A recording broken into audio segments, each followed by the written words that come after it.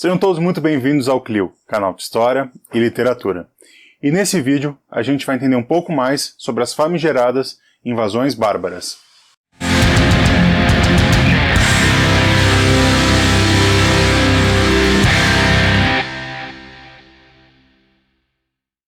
Antes de tudo, a gente precisa entender o significado e o sentido dessas duas palavras, ou seja, entender o que é uma invasão e o que é um bárbaro.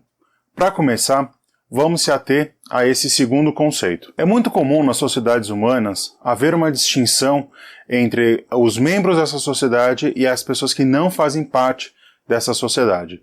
Uma divisão entre nós e eles. Essa distinção pode acontecer tanto nos campos políticos, linguísticos, culturais e até mesmo religiosos. Às vezes, essas distinções acontecem inclusive dentro da própria sociedade, como é o caso do sistema de casta que ainda vigora, pelo menos na forma de tradição, na Índia, onde você tem um grupo que faz parte dessa sociedade, ainda mesmo que em termos étnicos, culturais, religiosos, eles são todos membros do mesmo grupo, só que a sociedade é dividida internamente entre aqueles que têm acesso a certas coisas e quem não tem.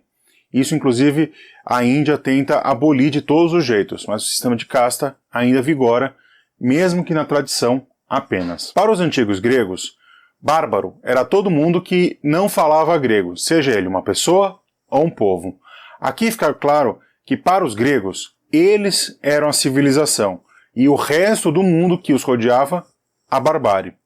É importante notar que os persas também tinham essa mesma divisão, tanto que para os persas, os gregos eram tidos como bárbaros e os persas civilizados.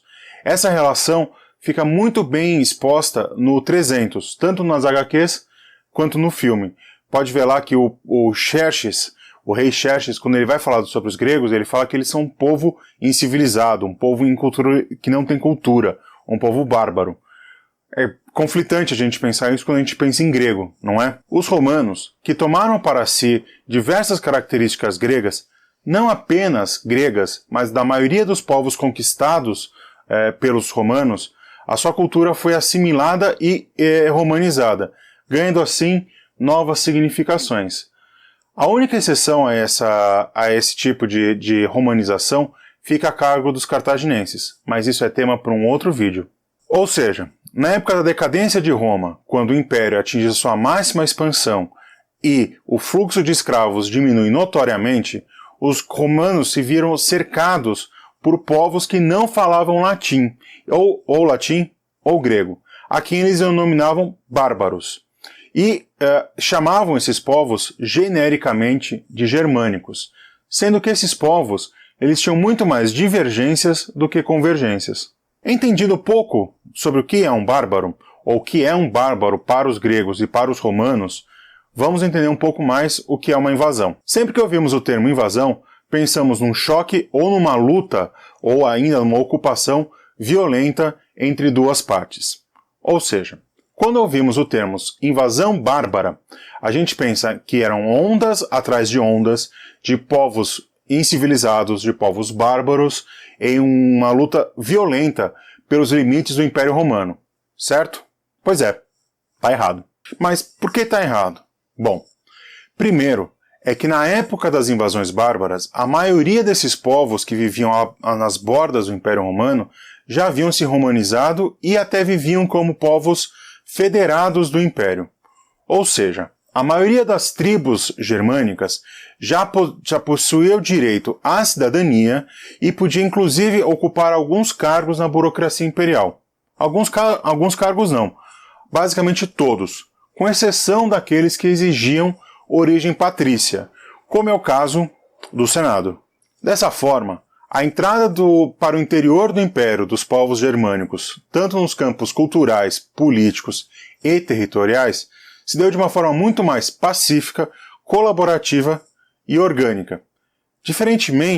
Muito diferentemente, daquilo que nos faz querer acreditar os livros didáticos e os produtos culturais que tratam sobre o tema. Isso além da ocupação pelos germânicos de territórios abandonados pelos romanos por conta da dificuldade que os romanos tinham de administrar um império tão grande como era o Império do Ocidente na época das invasões. Nesse caso, é notório o exemplo da Grã-Bretanha, que ao ser abandonada pelos romanos, é ocupada pelos saxões ao sul e os celtas ao norte. Claro que ocorreram invasões violentas, como é o caso dos hunos e sua invasão liderada por Átila, o flagelo dos deuses, assim como de outros povos tártaros e de povos do norte da Europa. Só que assim, fica claro que as chamadas invasões bárbaras, na verdade, se deu, pela sua maioria, com povos federados e romanizados. É preciso entender alguns pontos aqui. Primeiro, como já foi dito aqui nesse canal, a escrita da história se dá através de escolhas políticas e ideológicas daqueles que escrevem a história. Então, dessa forma, os historiadores romanos do século III eram, digamos assim, romanos. Não quero bater o martelo se historiadores do século III tinham ou não a intenção de escrever o que escreveram. Aliás, esse é um debate que os historiadores profissionais deveriam se abster um pouco, deveriam até fugir um pouco desse tipo de debate, porque não leva a lugar nenhum. Julgar a intenção não é papel de historiador. Porém, é papel de historiador, sim, estudar e tentar entender o discurso, analisar discurso.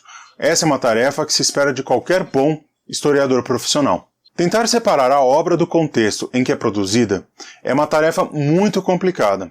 Afinal, toda e qualquer produção cultural humana é muito influenciada pelo tempo em que ela é produzida. Os povos árabes, inclusive, têm um ditado que dizem que os filhos eles são mais parecidos com o tempo do que com os pais. Dessa forma, a gente precisa entender que as fontes primárias para o estudo das invasões bárbaras, que eram registros ou crônicas produzidas por romanos do século III, tinham uma alta carga ideológica e uma visão de mundo desse período e desse povo. Por isso que, com análise e reprodução dessas fontes, se criou essa ideia de uma invasão violenta de povos bárbaros e selvagens contra uma Roma civilizada e superior culturalmente. Como consequência das invasões bárbaras, podemos apontar dois movimentos bem distintos para a história da Europa Ocidental. De um lado, nós temos a queda do Império do Ocidente e o florescimento de Bizâncio como herdeira e continuadora do legado romano para a cristandade, e do outro lado, o surgimento de diversos reinos germânicos e antigas províncias do Império, como é o caso do reino visigótico na Espanha e o reino franco na antiga Gália. Se olharmos atentamente, vamos perceber que a divisão geopolítica que existe hoje na Europa entre Europa Oriental e Europa Ocidental pode ter surgido justamente aqui, nessa divisão entre povos bárbaros e povos civilizados.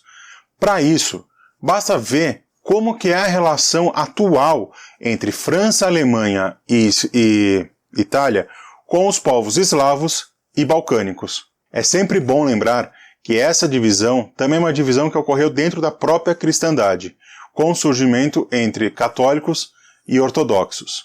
Lembrando que a maioria dos países hoje da Europa Ocidental tem uma grande representação católica, enquanto que os países do leste europeu, com exceção da Polônia, têm uma massiva representação ortodoxa. A gente consegue perceber então que as invasões bárbaras foram um marco fundamental para a divisão entre a Europa civilizada e a Europa bárbara, e esses conceitos perduram até os dias de hoje. Era isso, pessoal. Acho que temos um vídeo. É sempre bom lembrar que essa relação, essa dicotomia civilização-barbárie é muito presente na historiografia, principalmente naquela historiografia de cunho mais cientificista. Basta ver como os povos árabes e africanos são retratados por essa historiografia quando de encontro com povos europeus, ou ainda a relação entre europeus e povos ameríndios durante a conquista da América. Aqui fica claro que é sempre uma relação entre povos apolíneos, ou seja, aqueles povos que são culturalmente superiores, que são levados pela razão, pela civilização, ou seja, os europeus, e por povos dionisíacos, que são povos selvagens, bárbaros e que são movidos única e exclusivamente pelo hedonismo. Sobre esse tema, eu sempre recomendo o livro O Mito das Nações, do professor emérito da Universidade da Califórnia, Patrick J. Gary. Nele, o Gary faz uma baita análise sobre as invasões bárbaras e como os nacionalismos europeus se apropriaram dessas invasões como origem dos seus povos. Ele faz uma baita desconstrução sobre isso. Se você não leu esse livro, corre para ler. Deixa aqui nos comentários se vocês querem um vídeo sobre os reinos bárbaros que surgiram após a queda de Roma e as invasões bárbaras. Vai aparecer aqui em cima um botão de se inscrever no canal. Se você ainda não é inscrito, clica nele e ative as notificações. O YouTube vai sugerir 2 vídeos para vocês. Um, que é o último vídeo postado aqui pelo canal, e um outro que ele julga ser o mais apropriado para você aqui do canal. Não deixe de deixar o seu joinha, de compartilhar esse vídeo, e o resto é vida que segue.